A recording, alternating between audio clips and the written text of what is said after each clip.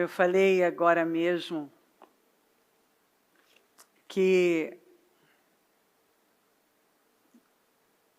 orando, eu tive isso muito forte, que é preciso, talvez não todos, mas Deus está chamando alguns para um jejum de 40 dias. Não é um jejum de comida, a não ser que você entenda que é algo que realmente é um embaraço na sua vida, um atrapalho.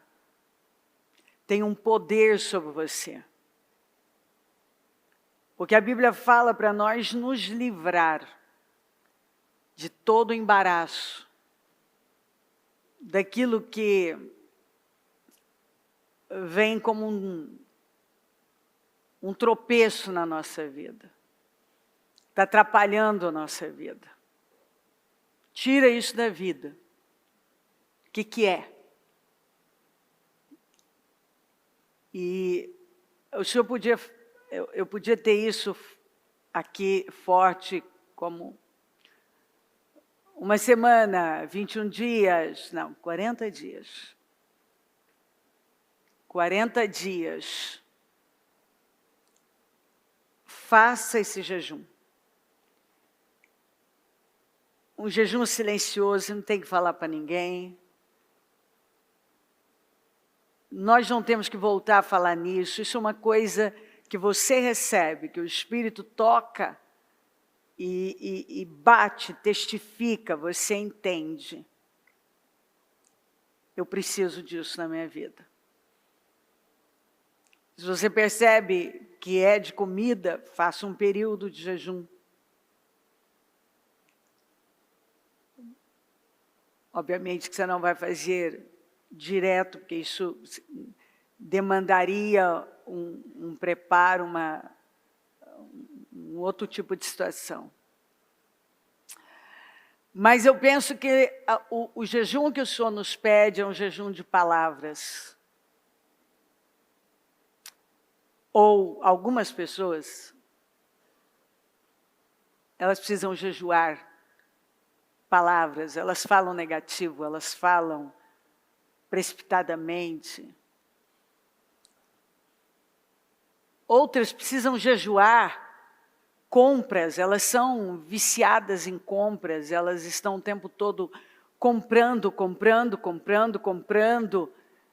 tentando resolver um problema emocional dessa forma.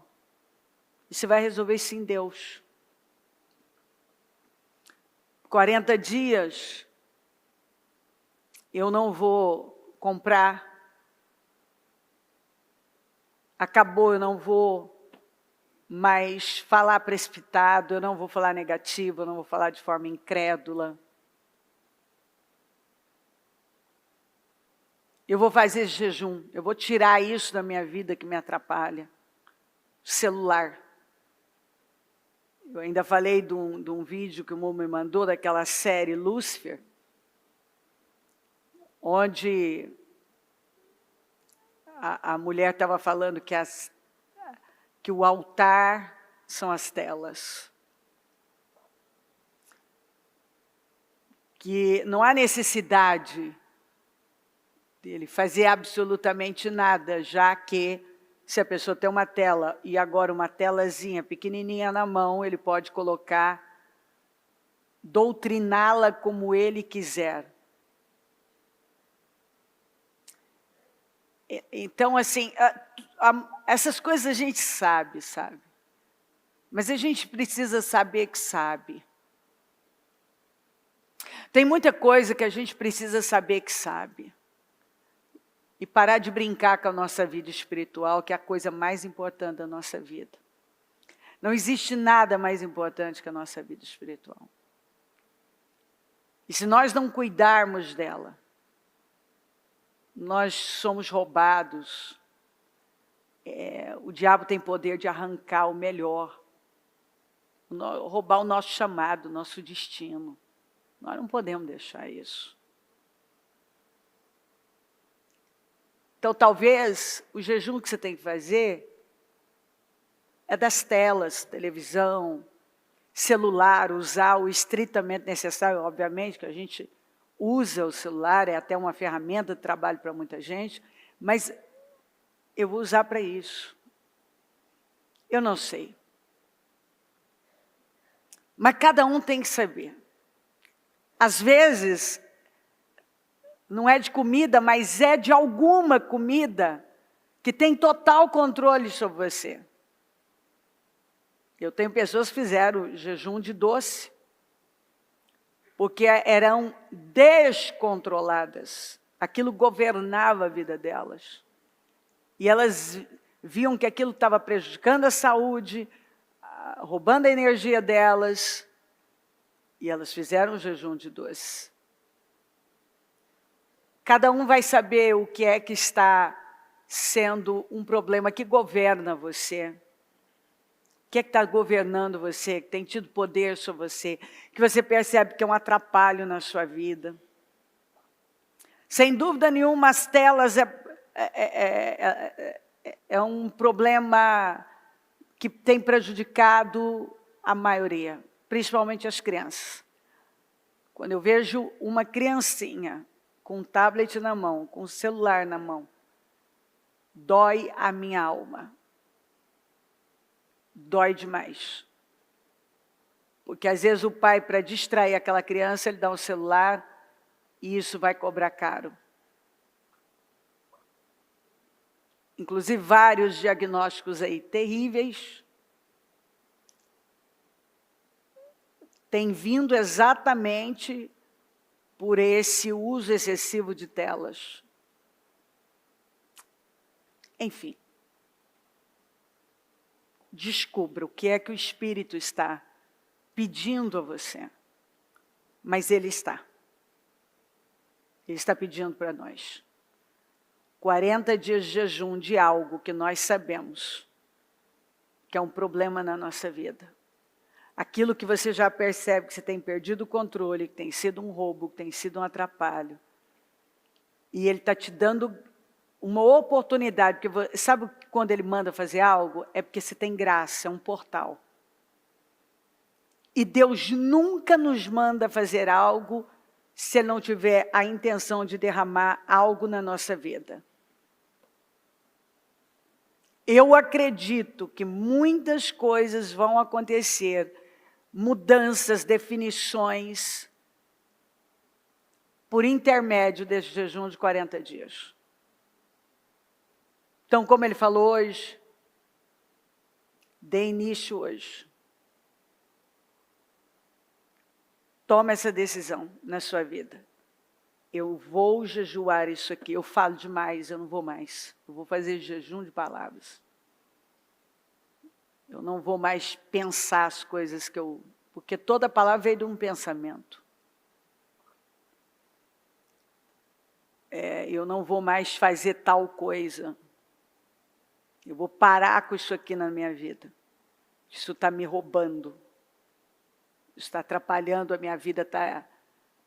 Talvez não é uma coisa que te manda para o inferno, mas é uma coisa que claramente está roubando seu destino. Está roubando seu chamado, está roubando até a sua saúde. Em nome de Jesus. Se organiza e toma essa decisão. Hoje, se o Senhor está falando hoje, você tem graça a partir de hoje. Vou fazer jejum. Não vou... eu posso dar tantos exemplos de pessoas que fizeram. Abra o leque. A gente sempre sabe que o Espírito Santo nunca nos direciona a fazer algo sem colocar lá dentro do coração da gente o que é que Ele está requerendo, que vai ser saudável para nós, vai ser benéfico para nós. Amém. Vamos para essa palavra. Deus quer confrontar as estruturas do orgulho, mas Ele nos concede graça maior. Por isso diz a Escritura, Deus se opõe aos orgulhosos, mas concede graça aos humildes. Portanto, submetam-se a Deus, resistam ao diabo e ele fugirá de vocês. Antes, ele dá maior graça. Pelo que diz, Deus resiste aos soberbos, mas dá graça aos humildes. Sujeitai-vos, pois, portanto, a Deus, mas resisti ao diabo, e ele fugirá de vocês. Vou ler na amplificada também. Mas ele dá-nos cada vez mais graça, poder do Espírito Santo, para enfrentar esta tendência maligna e todas as outras plenamente. Por isso ele diz, Deus opõe-se, frustra os orgulhosos e altivos, mas dá graça continuamente aos humildes. Aqueles que são humildes o suficiente para receber. Portanto, sede sujeito a Deus, resiste ao diabo, mantém-te firme contra ele, mantém-te firme contra ele, mantém-te firme contra ele, e ele fugirá de ti. Esse texto fala sobre um necessário processo de sujeição a Deus, que precede o confronto espiritual. Primeiro eu me sujeito a Deus, e então eu consigo resistir ao mal. Precede esse confronto espiritual com hostes demoníacas. Sujeitai-vos a Deus, é o que a Severa afirma, garante Tiago. Sempre que humildemente suportamos esse processo de quebrantamento, porque para você se sujeitar a Deus, parece, alguns, quando a gente fala, que é a coisa mais fácil do mundo. Mas se fosse fácil, muitas vezes o Senhor não teria que nos colocar num deserto para apaziguar, para aquietar nosso coração, para nos ensinar coisas. Olha que coisa interessante. Você lê em Atos que Moisés era poderoso em palavras e em obras. Aos 40 anos ele percebe que ele tem um chamado de Deus. E ele parte para cima para cumprir com o chamado. Dá errado. Deus leva ele para o deserto. Ele fica 40 anos no deserto. No deserto, ele passa pelo quebrantamento. O deserto, ele é um lugar onde você vai ter o estritamente necessário. De forma geral, não estou nem me referindo só a uma questão material, mas você vai ter o estritamente necessário, porque Deus vai ter que te ensinar a depender dele. Porque Moisés dependia claramente de tudo que ele tinha. Ele tinha muito, ele era poderoso em palavras, em obras, ele conhecia toda a ciência do Egito, ele estava sendo preparado para ser o novo faraó. E ele tinha o chamado e ele sabia, ele entendeu o que ele tinha. Mas ele não tinha uma coisa chamada revelação, que só é possível através de intimidade. O grande problema da gente executar isso cabe a cada liderança, quem percebe que tem um chamado. Você executar aquilo que você percebe que Deus tem com você, apenas pelo chamado, pode realmente trazer mais problemas do que outra coisa, que foi o que aconteceu com Moisés. Você precisa de revelação, que vem de intimidade. Então, o Senhor o leva para o deserto. E a Bíblia fala que o deserto acontece isso. Ele vai aplanar montes e vales. O deserto, ele trabalha o nosso quebrantamento. Nós aprendemos coisas como depender totalmente de Deus. Porque Moisés, ele tinha muita coisa. E um temperamento. E o Senhor o leva para o deserto, para que ele chegue num ponto de dependência de Deus, e ele chegou num ponto de dependência de Deus, que ele não sabia nem falar. Agora ele precisava de Deus até para falar.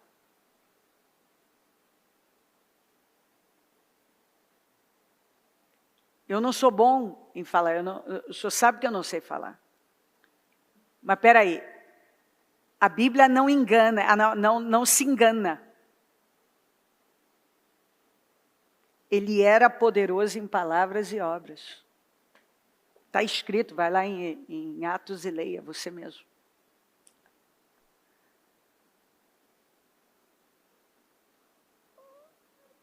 E poderoso em palavras e obras, ele ia depender do quê? De tudo que ele tinha. Que era, ele começou o chamado dele, ele entendeu o chamado dele e ele ia usar o que ele tinha.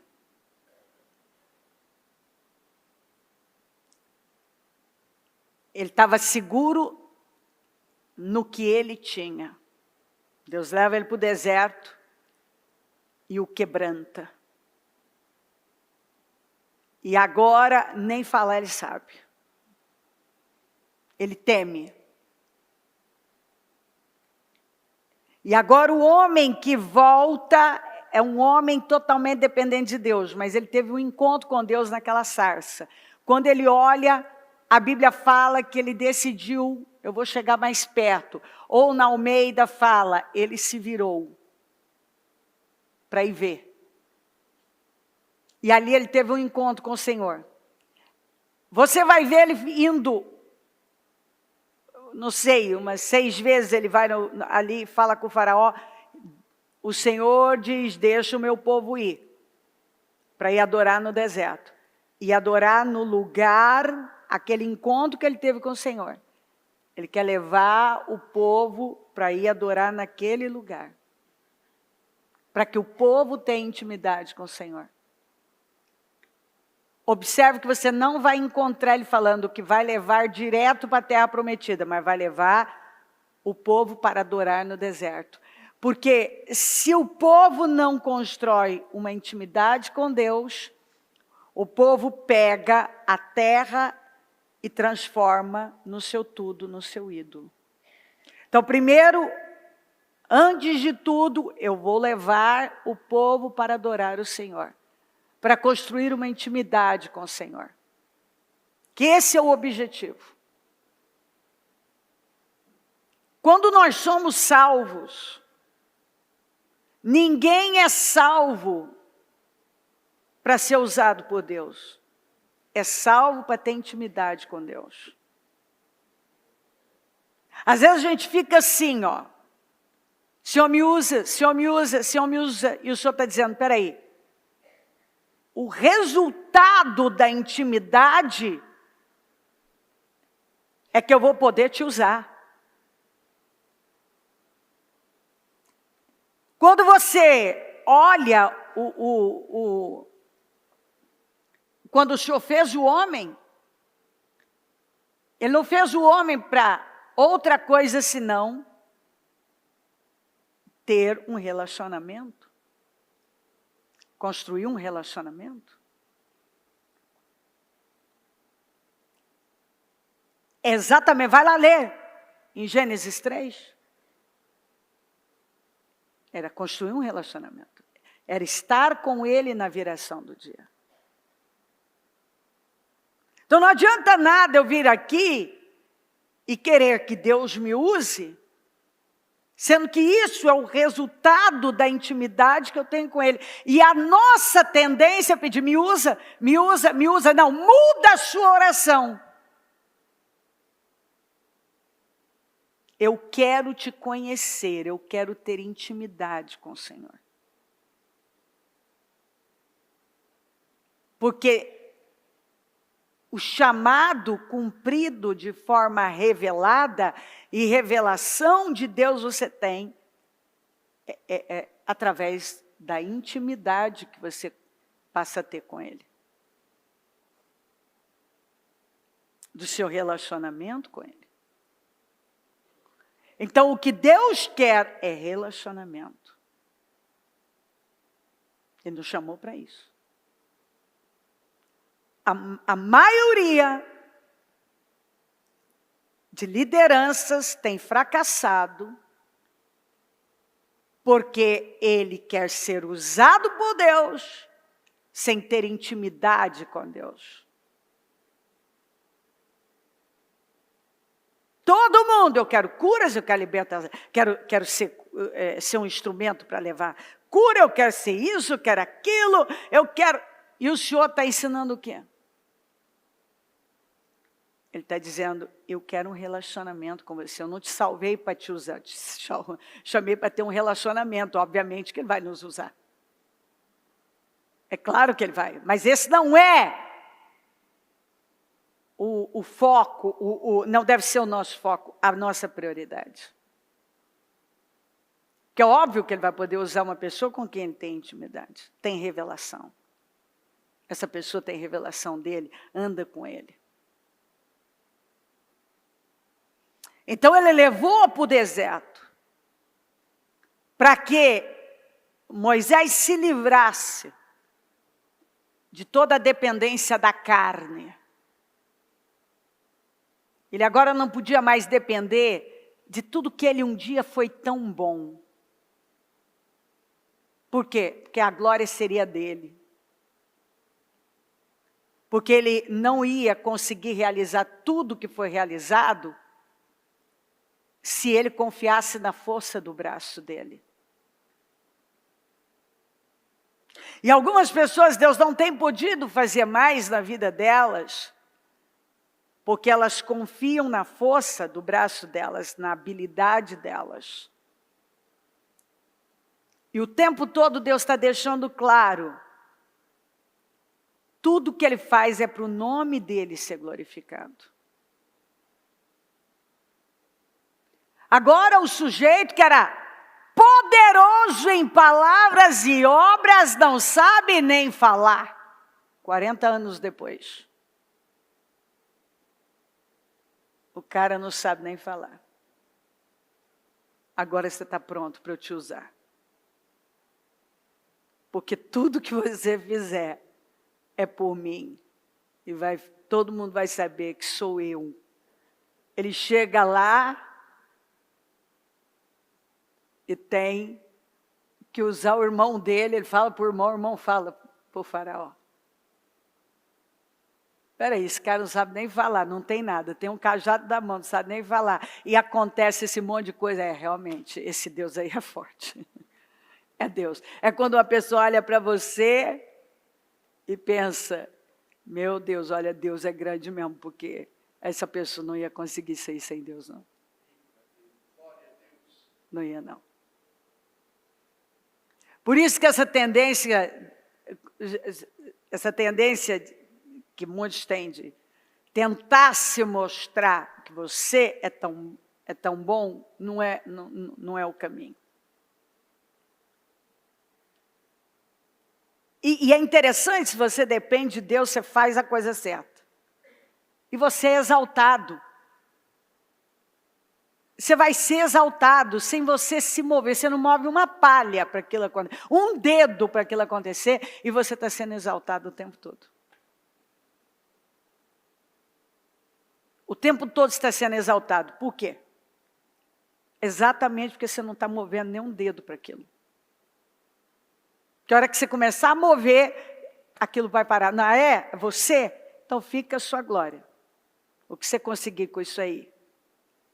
Eu não estava exaltando você sem você ter que levantar um dedo?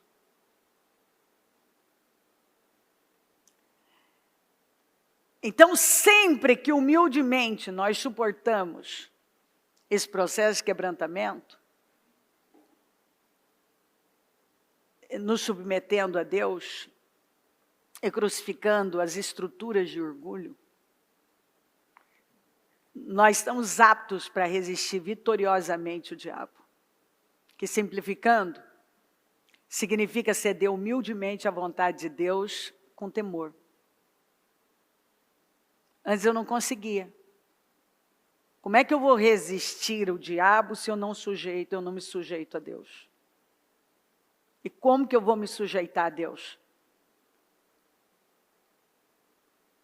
Como que eu chego nesse nível de humildade? Passando por um processo de quebrantamento. Muitas vezes o que está acontecendo com a gente, que a gente acha que a pior coisa do mundo, está sendo a melhor coisa do mundo. Porque Deus está lidando com aquela estrutura, na verdade, estruturas de orgulho. São várias coisas que, na verdade, o que está por trás é o orgulho. E a gente sabe, quem já não ouviu falar, que orgulho é igual mau hálito, quem tem não sabe. Quer dizer, não sabe não ignora, não percebe, né? E vai dizer exatamente, é impressionante. O orgulhoso, ele normalmente vai dizer que ele não é orgulhoso. E tem tantas coisas que mostram que a gente nós estamos sendo dominados pelo orgulho. Antes de resistir ao diabo, ele resiste aos soberbos.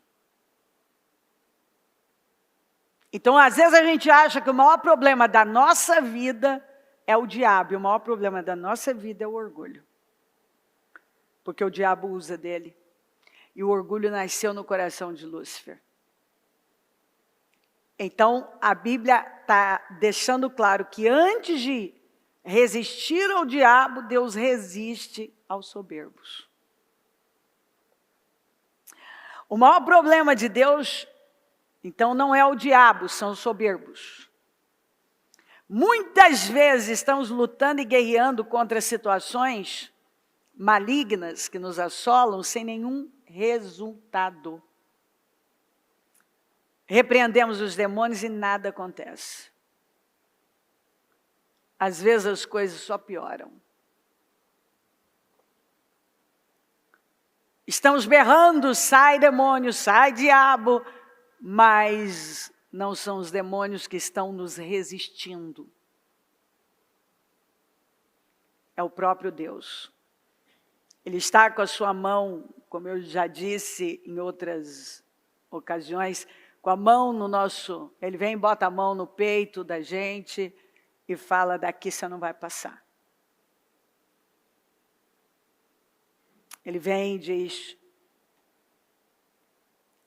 daqui você não passa. Quer dizer, ele está resistindo ao nosso orgulho. Quando ele vem e diz, daqui você não passa. Ou você vai se humilhar. E vai entender o que eu tenho com você, ou você não vai passar.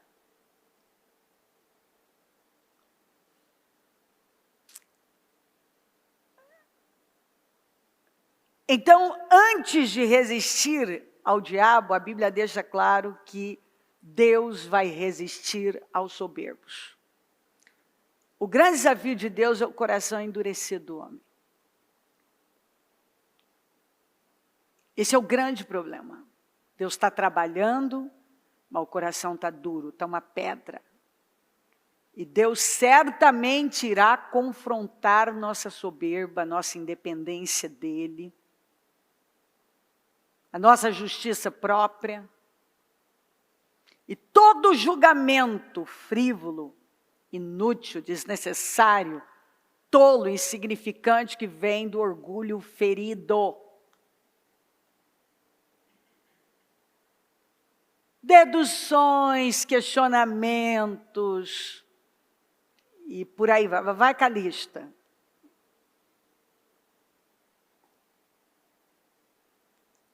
Os julgamentos que nós fazemos muitas vezes. Tem tanta coisa que nós achamos que o problema não é o orgulho, e é o orgulho que está lá. O orgulho ferido. Deus dá graça maior aos humildes. Depois de resistir aos soberbos, Deus honra os humildes. Graça, favor e orgulho não se misturam. Vamos repetir? Graça e orgulho. Graça, favor e orgulho não se misturam. Então, graça, favor, a mesma coisa. O favor de Deus na nossa vida. E orgulho não se misturam. Você nunca vai encontrar graça e favor no mesmo território, no mesmo lugar. Então é por isso que algumas pessoas estão gemendo. Porque elas querem o favor de Deus. Elas querem uma fluidez na vida delas. Mas não tem espaço para as duas coisas. Ou vai ter graça, o favor de Deus, ou vai ter orgulho.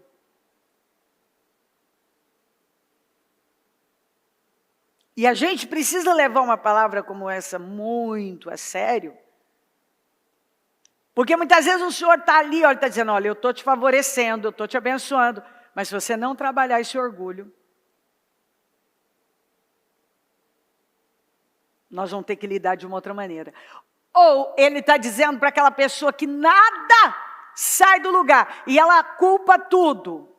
Alguns ainda dizem assim, nossa, eu estou como Jó, estou passando como Jó. Não. Não. Elas não dão o nome certo às coisas. Elas não param para olhar e dizer assim, espera aí, Deus está exigindo algo de mim. Deus está falando comigo. Tudo aqui está falando, a minha situação está falando. É Deus me mandando uma mensagem. Que o problema da minha vida não é o fulano, não é aquele parente, não é aquela pessoa, não é isso, não é aquilo. É o meu orgulho. Deus, não é o diabo. Deus está se opondo. O favor de Deus e a abundância do seu reino estão ligados com um coração purificado da arrogância. Então, vamos repetir? O favor de Deus e a abundância do seu reino estão ligados com um coração purificado da arrogância e do orgulho. E nós queremos o favor, a abundância do reino na nossa vida. Nós queremos. Mas muitos não desfrutam. Porque exatamente isso que nós falamos. Está ligado, isso tudo, a um coração purificado. Um coração puro, santificado do orgulho e da arrogância.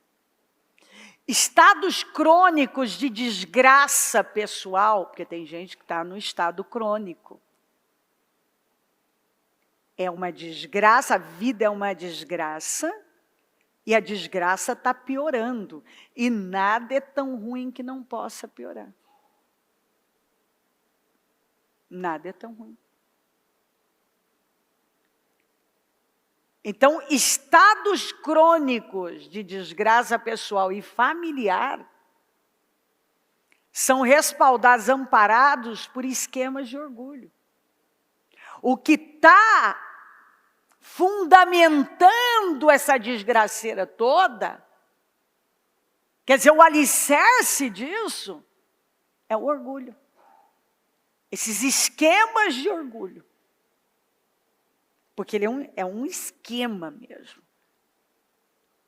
ele se manifesta das mais diversas maneiras. Sejam todos humildes uns para com os outros, porque Deus se opõe aos orgulhosos, mas concede graça aos humildes. Na amplificada, pois Deus coloca-se contra os orgulhosos, os insolentes, os prepotentes, os desdenhosos, os presunçosos, botaram duas vezes aqui. Os presunçosos, ele opõe-se, frustra e derrota-os, mas dá graça a favor, bênção aos humildes. Ele opõe-se, frustra e derrota-os, mas dá graça a favor, bênção aos humildes. A humildade é a chave que abre a porta da graça e do favor. Vamos repetir? A humildade é a chave que abre a porta da graça, do favor de Deus. Diga, humildade e promoção são a mesma coisa.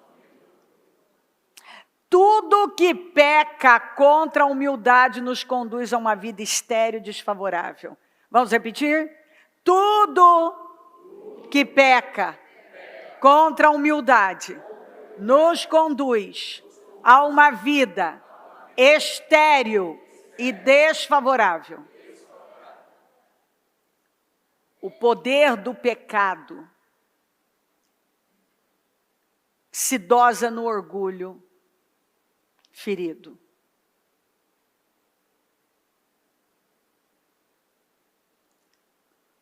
Quando nos humilhamos, a graça de Deus jorra e inunda na nossa vida. Experimentamos uma capacitação de Deus que vence o poder do pecado. O orgulho vem antes da destruição, o espírito altivo antes da queda.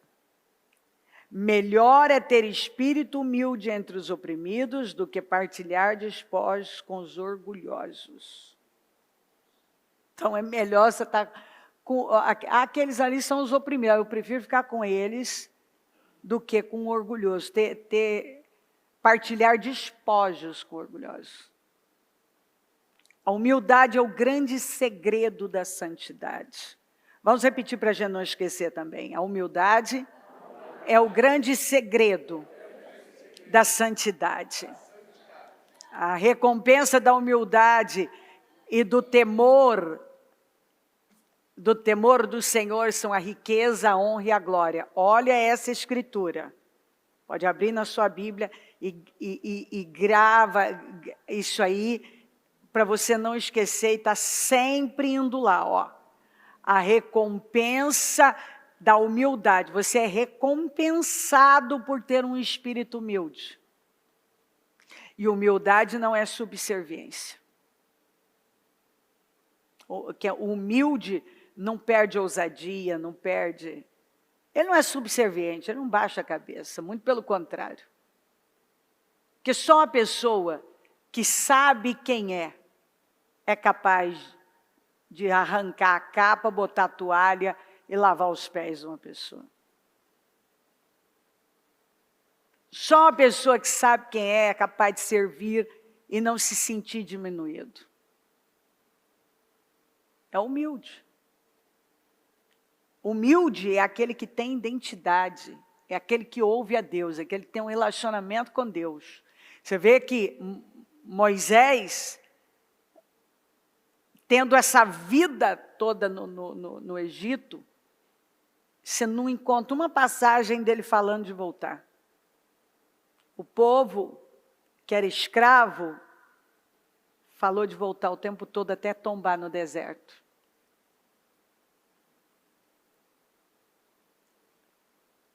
Porque quando teve a oportunidade de ter esse relacionamento com o Senhor, não foi isso que quis, não foi isso que perseguiu. O temor do Senhor ensina a sabedoria. Bom, a recompensa da humildade, do temor do Senhor são a riqueza, a honra e a vida. Engraçado, se eu perguntar quem quer ser rico, todo mundo quer. mas é a recompensa da humildade. Você vê que o humilde é rico.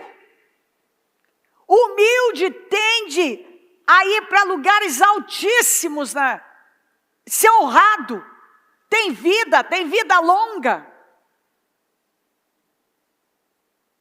Então isso significa que muito, ou talvez toda a escassez aí, essa esterilidade na nossa vida, na vida de algumas pessoas, tem a ver exatamente com essa falta de humildade. Porque Deus recompensa o humilde com riqueza, honra e vida. O temor do Senhor ensina a sabedoria. E a humildade antecede a honra. Quando você vê uma pessoa sendo honrada, pode ter certeza que ela tem tido uma atitude humilde. A insuficiência, a escassez da graça, do favor, nós vamos encontrar a resposta na falta de humildade e a permanência do orgulho. E todo pecado pode ser vencido desde que o esquema de orgulho seja renunciado e vencido de vez. A raiz de todo pecado é o orgulho, que nasceu no coração de Lúcifer, como eu já disse, que se transformou em Satanás. Deus dá graça, favor aos humildes. Ponto. E a recompensa da humildade é riqueza, honra e vida. Sujeitai-vos, pois, a Deus. Este é o processo no qual o nosso orgulho é confrontado. É necessário que a pessoa tope esse desafio de Deus, suportando as duras provas, os testes que visam desarticular, romper com os esquemas, com os movimentos do orgulho, que muitas vezes existem imperceptivelmente em nossa vida. Uma das maiores façanhas do espírito de orgulho é o poder de se esconder. É o seu poder de se tornar invisível aos nossos olhos. É o seu poder de invisibilidade e auto-engano. Porque às vezes a pessoa, ela aponta um monte de coisas. Ela aponta para isso, ela aponta para cá, mas ela não aponta para o orgulho como o problema da vida dela. Mas está invisível. E o auto-engano está lá, ela está se enganando. Tiago ensina claramente aqui o que fazer. Só há uma maneira de responder de forma aprovada a esse doloroso processo de se sujeitar a Deus. Porque, como eu disse, parece que é a coisa mais fácil, mas a palavra de ordem é humilhação. Às vezes o Senhor está nos mandando renunciar a algo, nós não queremos. Nos dobrar diante de algo que Ele já falou, não queremos. Renunciar a nós mesmos, não queremos. Nossas vontades, não queremos. Perdoar, não queremos. Admitir nossos erros, não queremos.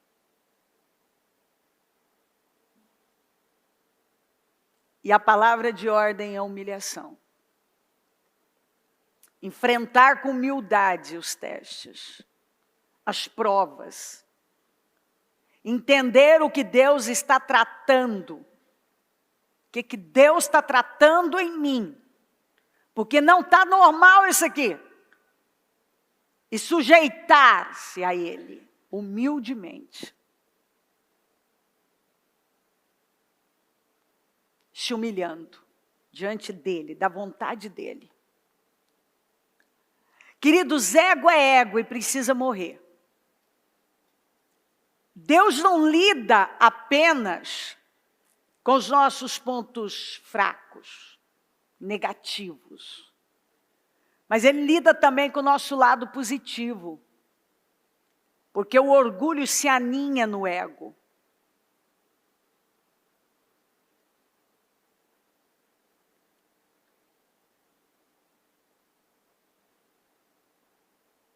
Ele se aninha no ego, naquele ego justo. O ego bonzinho do ser humano. Eu já encontrei pessoas que elas dependiam tanto da justiça própria, que elas se matavam para mostrar o quanto elas eram justas. Às vezes a vida da pessoa está uma bagunça, um arraso. Mas você já viu aquele tipo de gente que a vida dele é dizer, não, porque eu gosto de tudo certo, eu não aceito isso, eu não aceito isso. Eu não aceito aquilo outro. Ele sabe apontar para os outros. Tem gente que ele tenta mostrar de todo jeito que ele é tão bonzinho. Que ele não tem erro, ele não faz isso, ele não faz aquilo, Só o resto são pobres mortais. Você aí é um pobre mortal. Eu não faço essas coisas. Isso aqui eu não faço. Aí ele sai, ele cresce para os outros, em cima dos outros. Quantas vezes você vê crente, legalista, crescendo em cima do outro? Não porque eu oro, porque eu sou bom, porque eu faço isso, não, porque eu discordo disso, eu odeio. Ai, tem que priorizar, porque não priorizou essa área, porque não fez isso aqui. Mas, sabe, é um saco isso aí, para te falar a verdade. Religioso é um negócio assim, você só lidando com religioso que você vê porque que Jesus não tolerou esse povo. É difícil. Gente viciada em apontar o dedo para todo mundo é um negócio difícil. Ter esse tipo de gente dentro da igreja é um negócio bem complicado. Elas estão o tempo todo procurando um problema. Elas dão mais trabalho, elas querem mostrar que não. Às vezes elas até estão fazendo alguma coisa, mas sempre tem uma pitada de veneno para tentar criticar alguma coisa. É orgulho que está lá. São orgulhosas, porque todo religioso é orgulhoso. E o mártir? O mártir, ele é orgulhoso num nível. Porque ele... Olha a posição do mártir. Normalmente, ele faz, abraça o mundo, depois ele fica lá. Não, porque é tudo nas minhas costas, eu tenho que dar conta do mundo, eu tenho que dar conta de tudo, porque eu tenho que fazer isso, eu tenho que fazer aquilo. E se você fala assim para ele, então solta. Solta isso aí, ué. Deus não te chamou para isso, não. Mas e como que ele vai soltar? Se ele soltar, ele vai deixar de ser um mártir da casa. É a única maneira que ele encontrou para existir. Dizendo que ele carrega todo mundo nas costas, que ele faz isso, ele faz, mas ele cobra caro. Ele faz. Ele até faz mesmo, mas ele cobra caro. Ele cobra caro e ele não cobra barato. O que ele faz?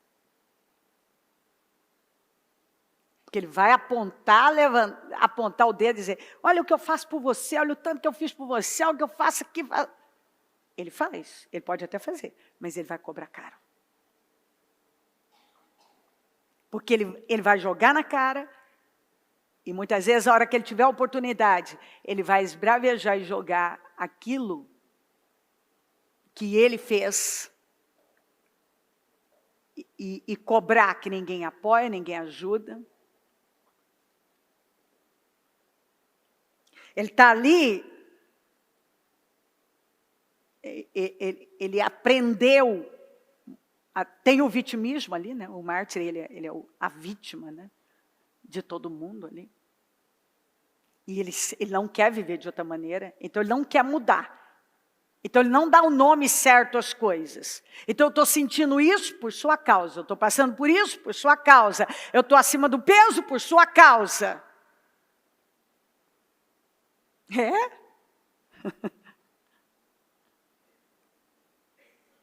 Eu estou cansado desse jeito, estressado por sua causa. Minha vida está assim por sua causa.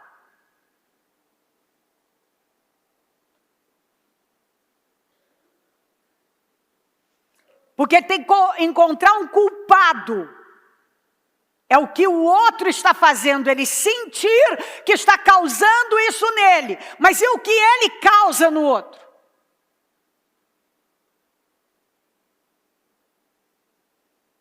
Só eu tenho que fazer isso. Eu tenho que trabalhar. Eu tenho que fazer aquilo outro. Eu tenho que fazer aquilo outro. Eu tenho que fazer não sei o quê.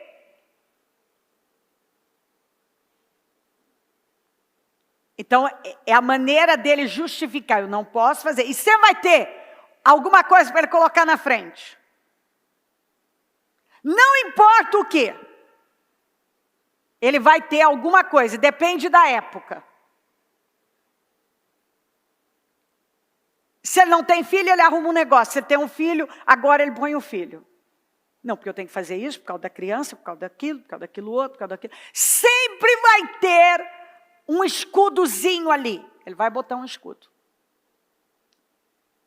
Para justificar não fazer isso, não fazer aquilo, não fazer aquilo outro. Fazer o que ele precisa, na verdade. Na verdade, ele tem que se humilhar, ele tem que mudar, ele tem que ir lá e fazer o que tem que ser feito.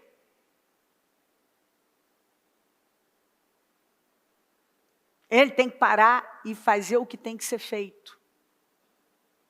Mas ele tem um culpado. Não importa, qualquer um que contrarie ou não faça o que ele quer, vai ser o responsável. Aí a pessoa está lá dizendo, não, eu quero mudança, eu quero que isso mude. Mude o quê? O que você quer que mude? Não, porque eu quero que tal pessoa seja diferente, eu quero que isso aqui. Espera aí.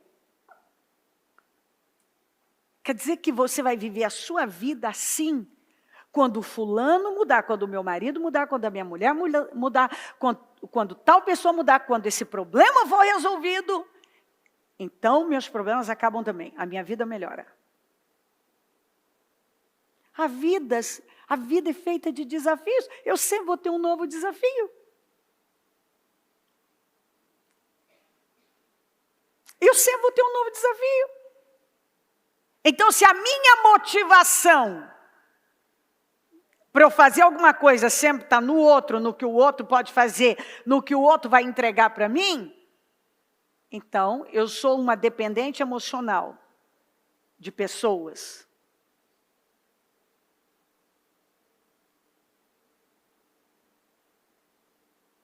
Então é um esquema de orgulho que vai se apresentar das mais variadas maneiras. Auto-isolamento induzido, quer fugir. O orgulhoso, ele foge. Ele é covarde, ele vai fugir, ele não quer enfrentar. Então é um esquema que vai se manifestar das mais variadas maneiras. E que a vida da pessoa está estéril exatamente por conta desse orgulho, que ela não admite. Não, isso não é orgulho, é orgulho. Abre o leque, tá vendo? Vai. E muita coisa que às vezes a gente nem lembra que o que está lá é orgulho.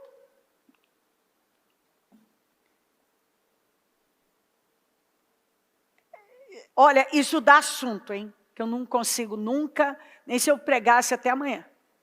É de verdade, eu estou falando sério, não é exagero. Isso aqui dá assunto. E eu conseguiria pregar só sobre esse assunto, sem estar repetindo, lendo escrituras e escrituras para você. Porque o problema da nossa vida é a falta da humildade. E não é subserviência.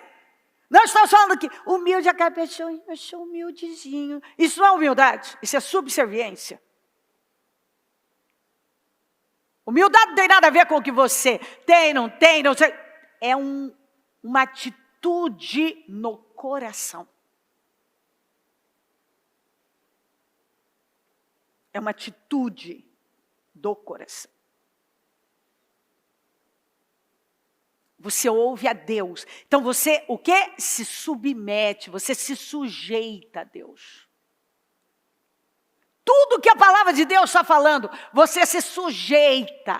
O que Deus está falando com você? Que você diz, é difícil dar. É o orgulho. Pronto. Ai, meu Deus, se eu já tivesse falado isso, já tinha entendido mais rápido. É orgulho. Não é orgulho, é orgulho, filho. Ué, claro que é orgulho.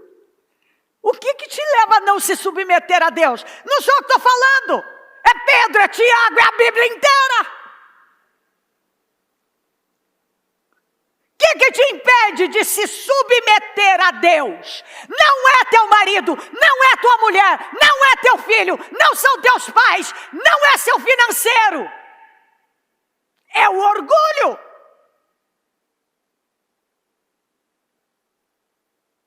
É o orgulho. Então tá bom, vamos conversar. Qual o seu problema? De novo, eu falei isso cedo. Não, porque meu marido, não quero saber do seu marido. Quero saber de você. Você está tratando o seu problema, o problema da sua vida, como seu marido ou sua mulher. Ah, é o meu filho. Não. Quando deixar de ser esse, você vai arrumar outro. Ou você lida com isso agora, ou quando você vencer esse aí, se você vencer, você vai arrumar outro problema. Agora não é mais o marido, agora não é mais a mulher, agora é o filho. Agora é isso aqui. Sempre vai ter um problema, sempre vai ter uma situação que você vai culpar.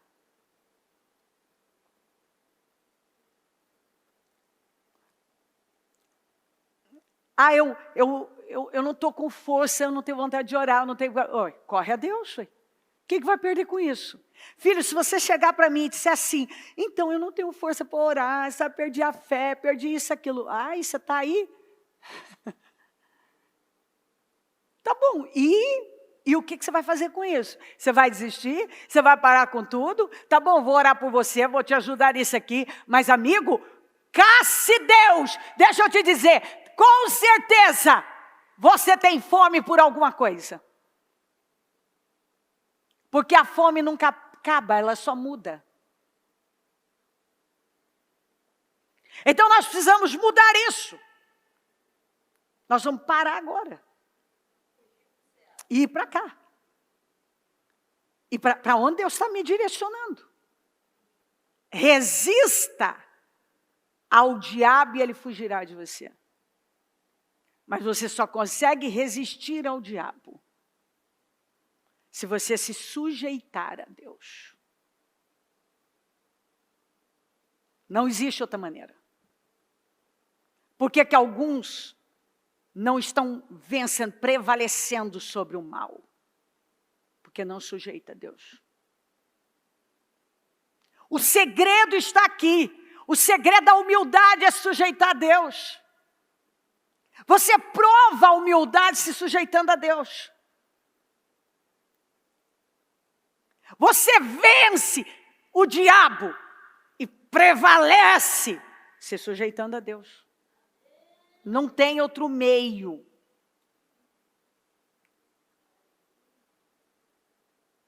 A justiça própria nos leva a agir de forma irracional. A justiça própria que produz atitudes independentes de Deus. A dependência de Deus revela humildade. A humildade prova que estamos realmente sujeitos a Deus e à sua vontade. Quando você se sujeita, você mostra humildade. Quando você se humilha, você mostra que você está se sujeitando. Ao nos sujeitarmos a Deus, a sua vontade, passando pelos testes, nos humilhando, constrói-se uma plataforma, uma base firme de autoridade, através da qual resistimos ao diabo. E ele não terá outra alternativa senão fugir. Porque você tem autoridade. Porque você está sujeito a Deus. Por outro lado, quando não discernimos as provas, os testes de Deus, ao invés de o diabo fugir, nós é quem fugimos. Então, o que é esse discernir esses testes?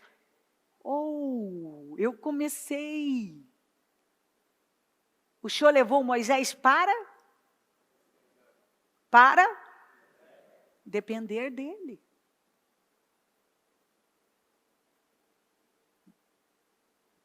Ele estava cheio dele. Ele tinha que se esvaziar. Força do braço, ele matou um homem até.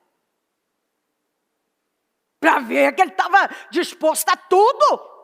Na força do braço.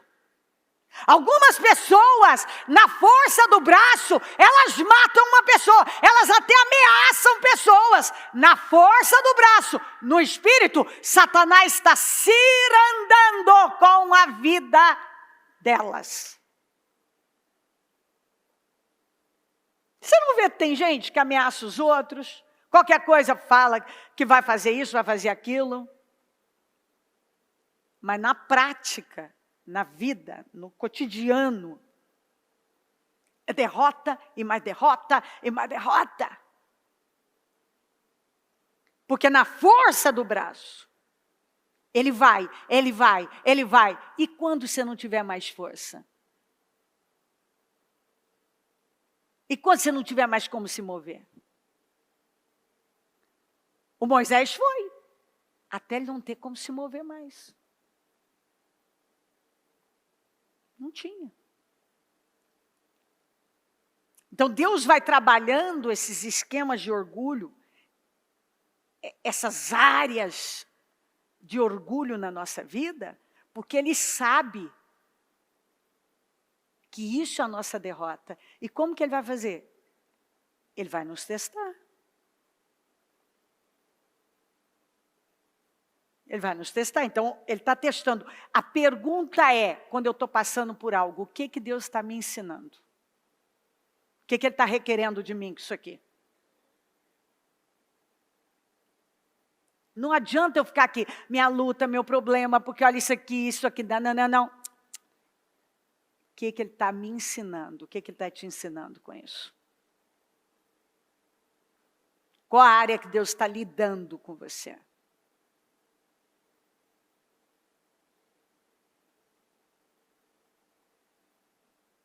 Então, se você não faz o diabo fugir, é você que foge do mal. Ao invés do diabo sair do seu casamento, é você quem sai e pede o divórcio. Ao invés dele sair da sua saúde, você se entrega e chega até morrer. Alguns até morrem com aquele problema, porque não reage. Ao invés do diabo sair do seu financeiro, é você que está sucumbindo e está tendo que desistir. Quer dizer, está tendo não, está desistindo de projetos, de sonhos. Gente, eu já vi gente abrir mão de tantos projetos, de tantos sonhos. Porque não se submeteu a Deus, não se sujeitou a Deus, mas ficou lá, duro. Quebrou. Ao invés de você se sujeitar a Deus e resistir ao mal, o mal é que está prevalecendo, e aí você é que foge. É você que sai da igreja e não o diabo que sai da sua vida. Como a gente vê, morri na fé, perdi isso, aquilo. Pronto, sai da igreja. Quem é que venceu? Foi o céu? Foi você? A pessoa que desiste da fé. Quem é que está perdendo com isso? Responde para mim. Somente ela. Só ela. Ao invés dela se sujeitar a Deus e dar a Deus o que ela tem que dar. Quantas vezes eu falei isso para pastor? Meu filho, se você não se submeter, se você não fizer o que você tem que fazer, você vai acabar desistindo. Dito e feito. Chegou um momento que a pessoa mesmo, saiu. Mas Deus não tinha algo com ela? Tinha. Mas ela não quis fazer pelas vias certas, ela não quis fazer a coisa certa. Isso é terrível. Muitos, ao invés de vencerem o diabo, ele que os vence. Ao invés do inimigo sair da vida da pessoa, da família dela, da saúde dela, ela que abandona o cônjuge, aceita a doença, aceita as brigas e confusões, abandona a igreja, o chamado, o plano de Deus para a vida dela, perde o destino dela. À medida que suportamos as batalhas, as humilhações, sujeitando-nos às correções do Senhor. O que o Senhor falou para Agar quando ela fugiu da Sara? Volta e se humilha debaixo da mão da sua senhora. Aquela promessa, que foram grandiosas, as promessas que foram feitas a ela, nunca teriam se cumprido se ela não tivesse voltado. E algumas pessoas continuam lá. Deus já falou, Deus já falou, Deus já falou.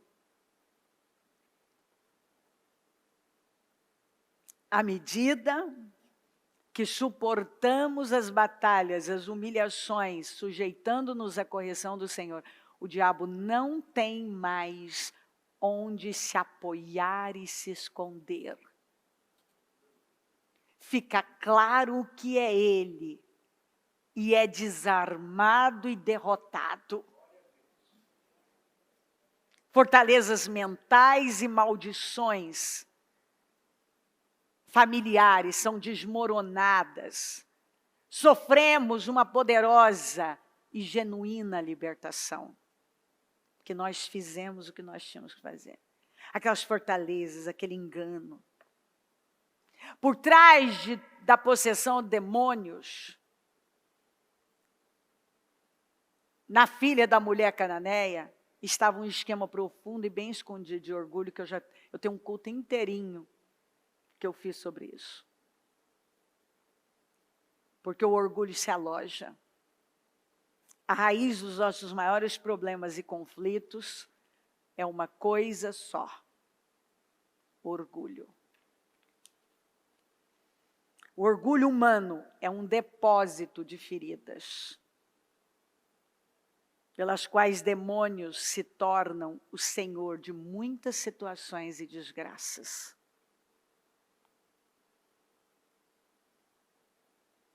E dessa maneira, muitas pessoas perdem a batalha, pois se deixam levar. Elas são levadas pelo orgulho e pelas feridas. Elas não buscam a cura. Elas vão se alimentando, como está em Provérbios, até devia ter pegado esse versículo, elas vão se alimentando daquele veneno. Tem gente que se alimenta daqueles sentimentos, do sentimento do vitimismo, da injustiça. Olha, normalmente aquele sentimento, óbvio que tem injustiças reais, mas até quando você está vivendo uma situação de injustiça, se você está totalmente submisso a Deus, você tem uma postura diferente. Você confia que aquilo vai ser revertido em seu favor, que há um propósito naquilo. Mas tem gente que não, está lá uma vida inteira, é a injustiça, e eu fui injustiçada, e fizeram isso, e elas não param para buscar cura. E remédio não vai te curar, viu? Isso pode dar aquela camuflada. E algumas pessoas precisam parar e entender. Porque elas já tentaram de tudo. Elas só não tentaram uma coisa: se sujeitar a Deus, de verdade.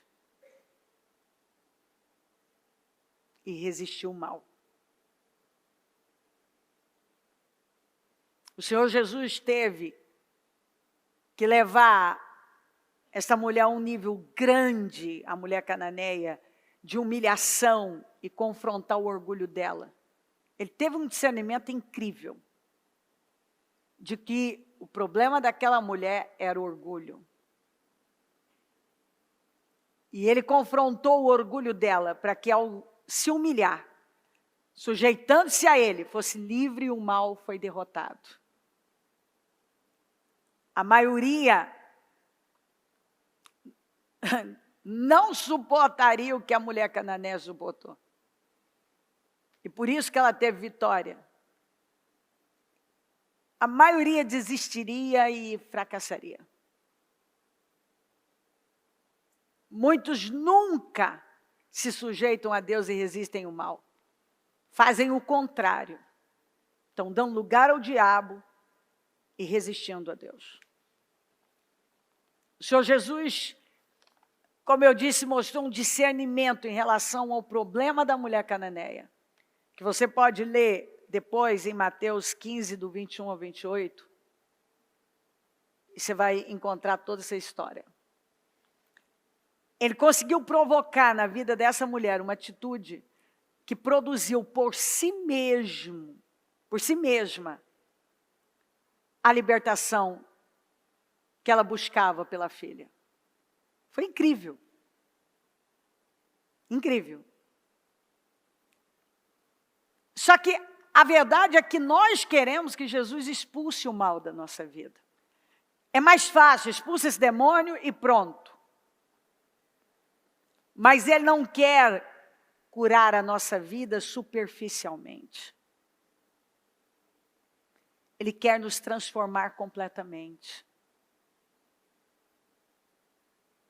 E aquela menina, filha dela possessa, foi o que fez ela correr até o Senhor.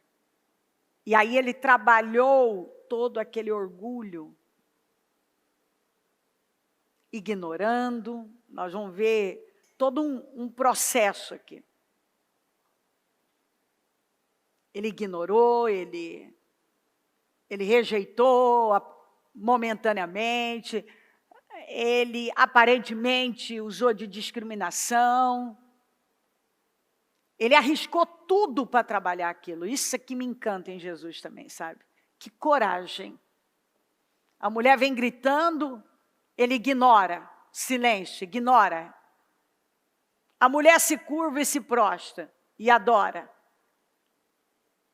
A resposta dele para ela foi: não é bom tirar da boca. Eu não vim senão para as ovelhas perdidas de Israel. Quer dizer, eu não vim para você. Não é bom tirar da boca dos filhos e dar aos cachorrinhos. A mulher passou por um momento. Ele arriscou tudo. Isso me encanta. Porque a gente ainda não tem essa coragem. Eu falo como líder. Eu sou muito positiva, mas sinceramente, é forte. A coisa é forte. Ele arriscou tudo. O que poderiam pensar dele, a imagem que ele podia estar passando, ele não estava nem aí. É isso que ele nos ensina. Quando você tem um propósito, tem algo para fazer, pronto, vai e faz. Vai e faz. Jesus não fez rodeios, não se preocupou com o que iam pensar dele.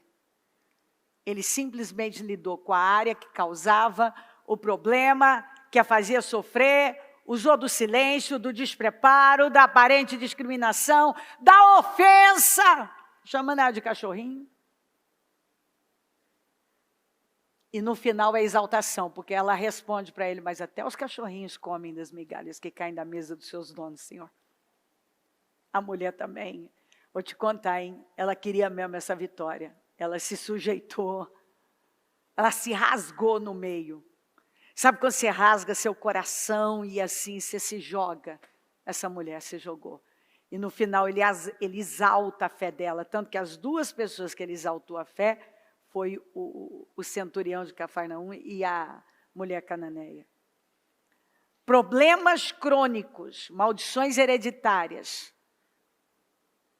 podem ser totalmente resolvidas quando nos humilhamos, nos sujeitamos totalmente a Deus e a sua vontade, passando pelos processos e testes da vida. O orgulho gera muitos males e destruições.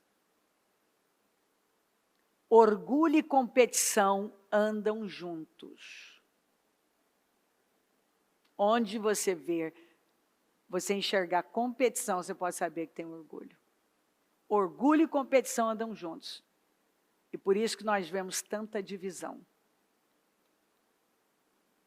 Tanta divisão. O efeito colateral da competição é a divisão. A amargura é um veneno que mata, primeiramente, a própria pessoa. E a raiz está no orgulho, uma ferida de rejeição. Enfim, como eu disse, eu posso ficar aqui falando horas. Hoje o Senhor quer curar pessoas que estão sendo levadas, enganadas pelo orgulho e tudo que acompanha o orgulho. Porque onde tem orgulho tem um monte de sentimentos miseráveis. Egoísmo. E um tanto de sentimentos. Porque está ali, está tudo junto, né? É o sentimento de rejeição, são complexos, mas que a pessoa tenta esconder. É um inferno isso. As feridas da alma são o habitat de demônios. Vamos repetir? As feridas da alma são o habitat de demônios. Assim como Deus habita nos louvores, a Bíblia fala, os espíritos malignos habitam nas feridas. Eu vou repetir. Assim como Deus habita nos louvores, os espíritos malignos habitam nas feridas. Por isso que se você não trata, quando você está sentindo algo, um incômodo, uma coisa, você tem que parar e fazer a pergunta, por que eu estou sentindo isso? Por que eu estou com isso aqui? Tem alguma coisa que você precisa aproveitar, Deus está lidando com você e a gente tem que tratar isso, porque senão isso te consome. As fortalezas espirituais da mente, ou casas de pensamentos, tem tudo a ver com as feridas não saradas. E servem de fortificações, nas quais demônios se abrigam e aprisionam com sentimentos. Aquele pensamento, aquela fortaleza mental. Tem gente que é totalmente aprisionada por essas fortalezas, que tem a ver com feridas, que não foram curadas, e que geram sentimentos que aprisionam a vida da pessoa. Pensamentos e hábitos nocivos e contrários à palavra de Deus. Provém de tudo isso, dessa mente, essa fortaleza, essa mente aprisionada e que gera sentimentos e que a pessoa é aprisionada por aqueles sentimentos. Ela sente o que sente porque pensa de uma forma errada, e ela pensa de uma forma errada porque tem fortalezas lá, tem áreas de domínios que Satanás tem poder. E ela não se submete, a palavra está sendo pregada. A palavra está sendo pregada, e ela, ao invés de se submeter, ela não se submete. Porque é se sujeitando a Deus e resistindo ao mal. Primeiro, Deus resiste aos soberbos. Ele não resiste primeiro aos demônios, ele resiste primeiro aos soberbos. E algumas pessoas estão com situações sem solução, E o Senhor está deixando claro aqui que o problema é o orgulho. Principalmente a escassez. Porque se a humildade atrai riqueza, honra e vida, observe que a riqueza vem em primeiro lugar, depois vem honra, depois vem vida. Então a esterilidade de muitas pessoas na área financeira por conta do orgulho. Mas, obviamente, que o orgulho, ele, como eu apresentei aqui, ele está aí escondido, fazendo um estrago na vida de muitas pessoas. E gente desistindo da família, algumas pessoas doentes, e ao estado espiritual da pessoa por conta do orgulho. Algumas pessoas estão se arrastando, não tem mais, o poço parece que não tem fundo. E é porque elas não se humilham diante da vontade de Deus. A palavra vem, elas passam por cima, elas pegam só o que elas gostam. Se libera uma palavra de vitória, diz aquilo, eu tomo todas. Se você vem e fala, o Senhor quer isso de você, isso aqui, não, isso aqui não. Acontece que para você manter uma vida vitoriosa, uma vida poderosa, para você construir uma vida poderosa, e ela ser estabelecida, é se sujeitando a Deus. E esse sujeitar a Deus significa se humilhar. E é dessa maneira que nós vamos ter graça, nós vamos ter favor. De agora em diante, as perguntas que eu vou fazer, que eu tenho que fazer, que nós temos que fazer, eu estou passando por isso, então o que Deus está, qual é a mensagem através desse deserto, dessa situação, que Deus está mandando para mim. Porque o deserto, na verdade, ele não é ruim. Às vezes as pessoas falam do deserto como uma coisa ruim, mas quantas coisas incríveis aconteceram foi no deserto. Porque, infelizmente, a gente, para entender muitas coisas, a gente precisa realmente que o Senhor nos leve para uma condição onde a gente vai ter o estritamente necessário, em todos os aspectos, não é só financeiro, como eu disse, para você aprender um monte de coisas. Porque parece que não aprende de outra maneira. Às vezes a gente não aceita até passar por uma situação. E Deus, muitas vezes, ele quer quebrar todo aquele esquema de orgulho, aquela autossuficiência, a falta de dependência dele. A nossa justiça própria. Meu Deus, como o orgulho está enraizado, está por trás da justiça própria.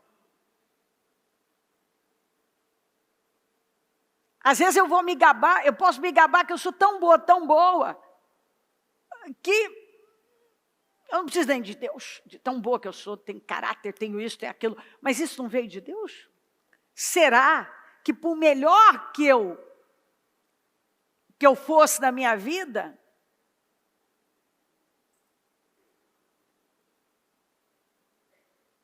eu seria a pessoa, você seria a pessoa que você é, depois da palavra de Deus? E o que é mais importante, sua justiça própria não te salva. Você pode se apresentar como a melhor pessoa do mundo, e se você não crê em Jesus, você vai para o inferno. No céu não entram os bonzinhos, entram os arrependidos, os que confessaram Jesus, creram em Jesus no coração e confessaram com a boca, e viveram uma vida alinhada com Ele. Que se humilharam diante dele. Entenderam, reconheceram que eram pessoas perdidas. Porque se você não reconhece que você é um perdido, você não encontra um Salvador, porque você não acha que você precisa de um Salvador. Tem algumas pessoas que elas são tão boas que elas não precisam de um Salvador. Você não vê que direto tem um dizendo, não preciso de um Deus. Eu não preciso de um Deus. Tá bom, ué? Você acha que a vida é só isso aqui? Se você não crê em Jesus, não há salvação. Só tem um meio de uma pessoa ser salva. É por intermédio de Jesus. Se não passar por Jesus, não chega ao Pai. E isso tudo depende dessa humilhação. Você se humilha. E reconhece que você não é bom, não. Que você não é justo, não, como você acha que é. A única forma de você ser justo é crendo em Jesus Cristo. Por mais justo que você seja, é uma justiça própria. E você é feito justo ao crer em Jesus, porque você entende que a sua justiça não serve para nada, é trapo de imundícia. Ela não pode salvar, ela não pode te mudar, ela não pode sustentar a sua vida, ela não pode nada. Enfim. Amém? Amém, Senhor.